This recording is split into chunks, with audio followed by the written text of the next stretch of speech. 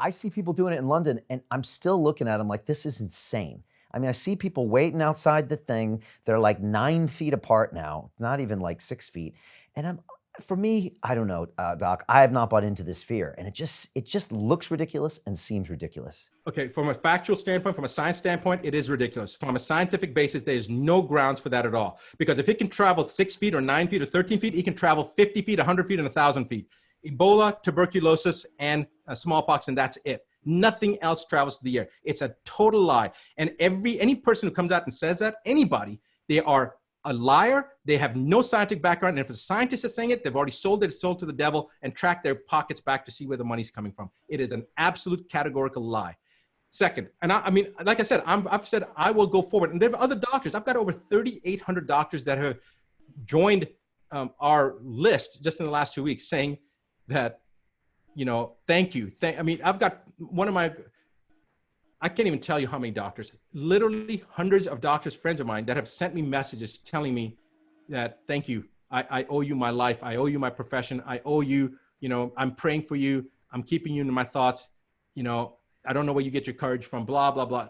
This has nothing to do with courage. It's simply because I want my kids to have a future, and they're not going to get a chip. And I will be the first person dead if those chips become mandated, because nobody's going to chip me, and they're certainly not going to chip my kids. So when I'm gone from this planet, and again, I think I'm going to be here for a long time, and my hope is I'm going to be here for a long time, but that chip becomes mandatory, I will be dead, Brian, and I'm guaranteeing you right now, because nobody's going to put that chip in. That chip that is, some people talk about, I'm of the Muslim faith. In fact, I wish I could drink some water right now, but it's Ramadan, so I'm fasting. So it's hard for me, so my mouth is a little bit dry. But I'm telling you right now, in the Christian faith, they talk about the mark of the beast. I believe that might be the mark of the beast. Now, in fact, I know that's what it is. Now, my point, very simple, is a cycle. Now, let's look at the cycle, what's going to happen. You said they're going to prevent people from going to work unless they get the chip. And we're talking about the social distancing. They're imprinting the small amount of, in a small way, and it's going to get bigger and bigger about social distancing.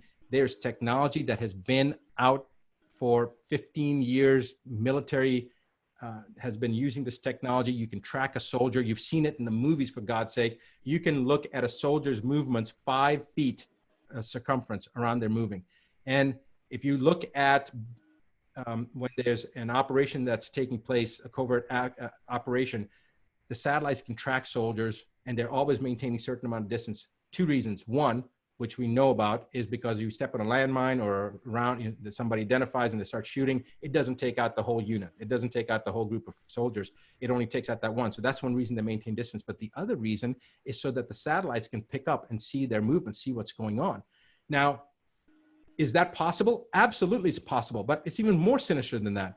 How do we know that chip that they're going to put in, under the pretense of being able to recognize who's had the vaccine or not, which in itself is detrimental, but that chip is now allowing the satellites to pick up where we are, who we're congregating with, where we're moving to, how much money we have, what we're saying, what we're doing. Already, I mean, my son was saying, Dad, we're in New Zealand, and he says something about Dunkin' Donuts. There's no Dunkin' Donuts where we are. We're very remote. I pick up my phone, and my phone was there, his phone was there. I pick up my phone, and I said, where's that link that I sent you? It was a link on something funny. He picks up his phone, and there's an ad for Dunkin' Donuts.